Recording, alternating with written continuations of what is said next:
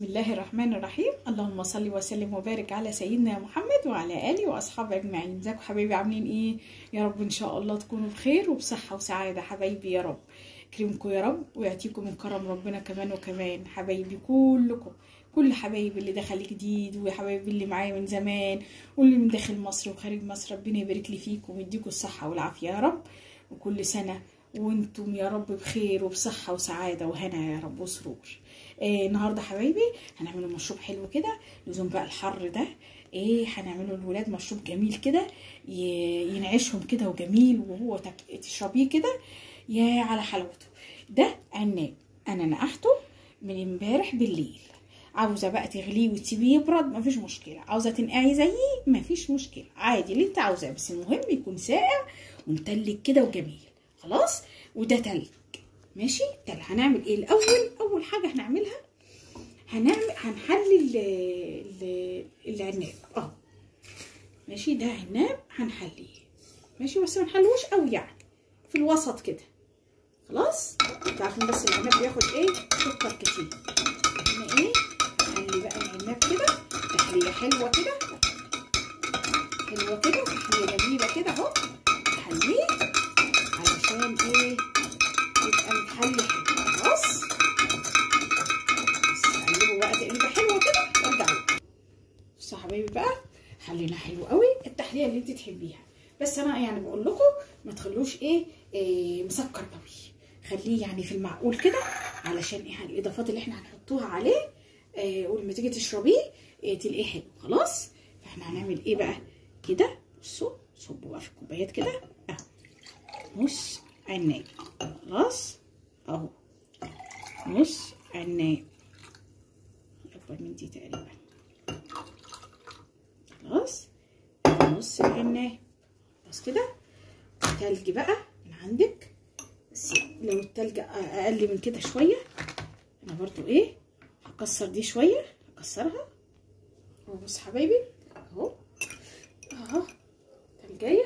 خلاص ماشي، همسح كل ده انا. خلاص، يبقى حطيت العناب وحطيت تلج. بصوا، ده تفاح متقطع صغير خالص، صغير قوي قوي قوي. ماشي، ناخد منه كده ونحط شويه تفاح.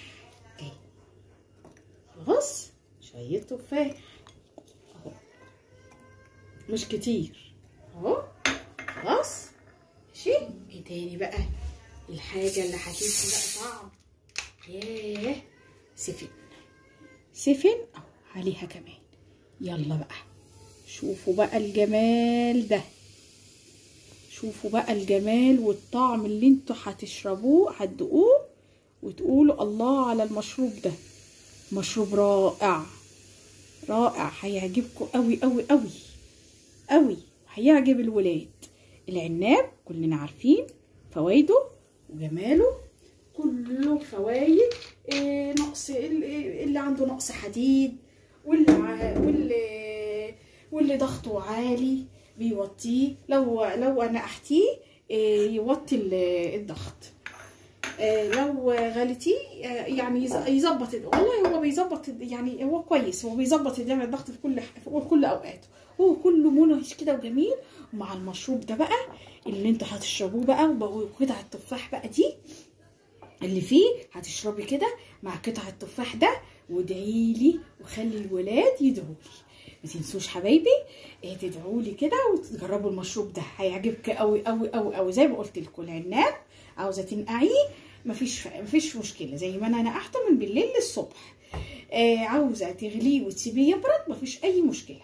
عندك تفاح حطي، عندك موز، بس هو بالتفاح احلى واطعم، مع شويه سفن كده عندك. لو العيال جايبين كده شويه سفن حطي بقى ودوقوا المشروب ده وقولي لي ايه رايك. دوقوا وتقولوا لي وتجربوا، بس انا عاوزاكم تجربوا ان شاء الله. خلاص حبايبي، هستناكم اعملوا الحاجات دي للولاد في العيد كده وهم قاعدين بقى، وانتوا قاعدين تعيدوا كده مع بعض، وقولوا بقى ايه رايكم. كل سنه وانتوا طيبين وبخير وسعاده وهنا ان شاء الله ورضا من الرحمن، وربنا يبارك لي فيكم ويخليكم ليا. ما تنسوش حبايبي في الايام دي ادعوا لي كده وتدعوا لاولادي وادعوا لنفسكم كتير. ادعوا ربنا يبارك لنا يا رب ويديكم الصحه والعافيه يا رب. احلى ايام الايام المفترجه دي ربنا يباركها علينا ويجعلها ايام بركه علينا ورزق وخير ان شاء الله. كل سنه وانتم طيبين، اشوفكم على خير في وصفه احلى واحلى، والسلام عليكم ورحمه الله وبركاته.